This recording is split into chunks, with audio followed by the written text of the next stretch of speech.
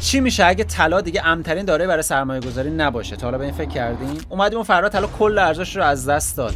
پلن جایگزین براش دارم؟ اینکه من رفتم کل سرمایه‌مو تبدیل به طلا کردم، آیا بر مبنای تحقیقات و علم مدرن مالی دنیاست، یا اینکه نه صرفاً چون محمد بقال و پیجای اینستاگرام مختلف و مهناز خانم دارن میگن رفتم این کارو انجام دادم؟ اگه بخوام همچنان رو طلا شرط بندی بکنم، چه فرصتاییه که دارم از دستش میدم؟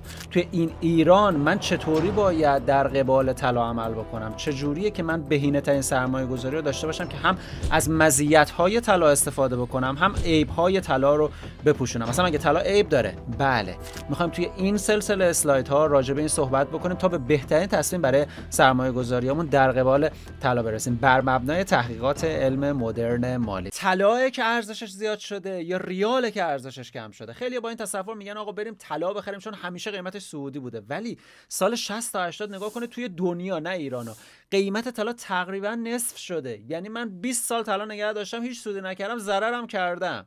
حالا این اتفاق نمیتونه در ادامه زندگی من تو ایران بیفته؟ خب من چرا حتما باید فکر کنم طلایی که رشد میکنه تو ایران تنها چیزی که میاد پایین جورابه، اونم چون کشش شل میشه. خب من باید حواسم باشه چرا دارم طلا رو میخرم. توی همون دنیاش هم مقالات مدرن مالی ببینید الان داره میگه بیت کوین یه جاهایی حتی توی بحران ها از طلا بهتر عمل کرده.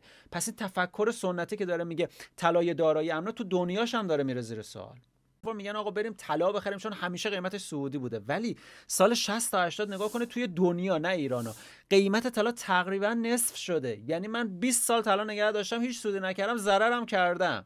حالا این اتفاق نمیتونه در ادامه زندگی من تو ایران بیفته؟ خب من چرا حتما باید فکر کنم طلایی که رشد میکنه تو ایران تنها چیزی که میاد پایین جورابه، اونم چون کشش شل میشه. عیب آخر طلا هم که اتفاقا خیلی مهمه اینه که درآمد فعال ایجاد نمیکنه. مثلا بانک ها، اجاره خونه، سود نقدی سهام، صندوق های درآمد ثابت، همه اینا یه درآمد فعالی دارن، یه پولی تو جیب من میذاره، من میتونم برم تعداد دارایی هام رو بیشتر بکنم که فهمیدیم یکی از اصول اساسی خلق ثروت. مثلا اگه 10 تا سهم دارم، سودمو بردارم بکنم 12 تا سهم. اگه اجاره خونه دارم میگیرم، برم باهاش وام بگیرم بتونم برم تعداد دارایی هام رو بیشتر بکنم. ولی متاسفانه نگهداری طلا باعث نمیشه که من بتونم تعداد طلاهام رو بیشتر بکنم. صرفا ارزش ریالش داره زیادتر میشه، تعداد طلاهای من بیشتر نمیشه، مگر اینکه من بیام خرید و فروش بکنم که اونم ریسکای خاص خودش رو داره. حالا با دونستن همه این عیب ها، مزایایی که خودمون از قبل میدونستیم، چیکار باید بکنیم؟ جمله بگفتی هنرش نیز بگوی. طلا دارایی بسیار با ارزش تو ثبت‌های دارایی ما هم هست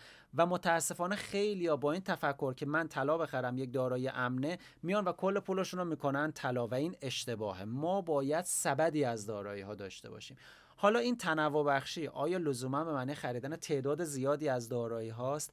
نه، به معنی اینه که من دارایی های درست رو با نسبت های مناسب به نحو کنار هم دیگه قرار بدم که یک چرخه اینوستینگ ایجاد بشه و بتونه نه تنها ریسک من رو کاهش بده بلکه بازدهی من رو هم افزایش بده. ما اینجوری میایم از طلا استفاده میکنیم، عیب‌هاش رو به این صورت میپوشونیم و از مزایاش بیشترین استفاده رو میکنیم. نظر شما درباره طلا توی دنیای سرمایه‌گذاری مدرن چیه؟ ما تو ایران چه کار بکنیم با طلا بهتره؟ شما چه پیشنهادایی دارید؟ اگه بخوایم طلا بخریم چه طلایی بهتره که بخریم؟